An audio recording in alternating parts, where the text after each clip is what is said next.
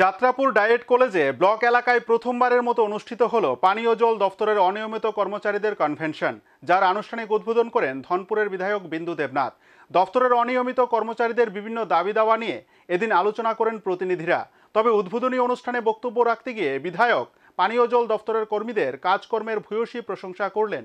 ত্রিপুরা অনিয়মিত DWS operator সংঘের উদ্যোগে প্রথমবারের মতো কাঠালিয়া ব্লক ভিত্তিক কর্মীদের নিয়ে একটি কনভেনশন হয় সোমবার। এই কনভেনশন অনুষ্ঠিত হয় কাঠালিয়া ব্লকের অন্তর্গত যাত্রাপুর পঞ্চায়েত এলাকার ডায়েট কলেজে।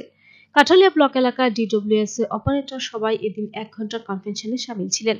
মূলত বিষয় ছিল বিগত কয়েক বছর ধরে সমস্ত পানীয় জলের অপারেটরদের নানাবিধ সমস্যা রয়েছে।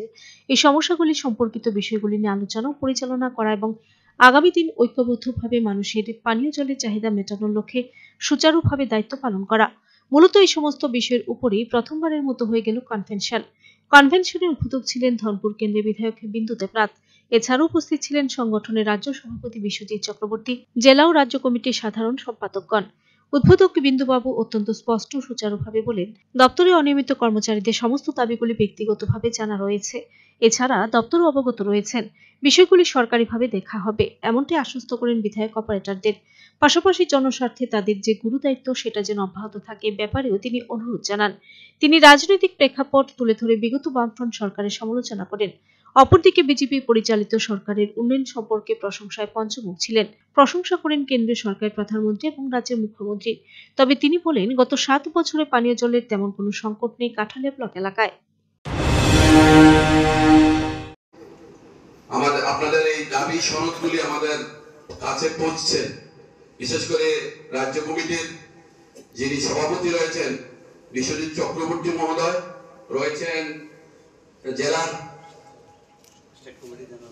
স্টেট কমিটির সাধারণ সম্পাদক এবং আমাদের এই জেলার সভাপতি সাধারণ সম্পাদক থেকে শুরু করে প্রত্যেককে আমার আন্তরিক শুভেচ্ছা অভিনন্দন।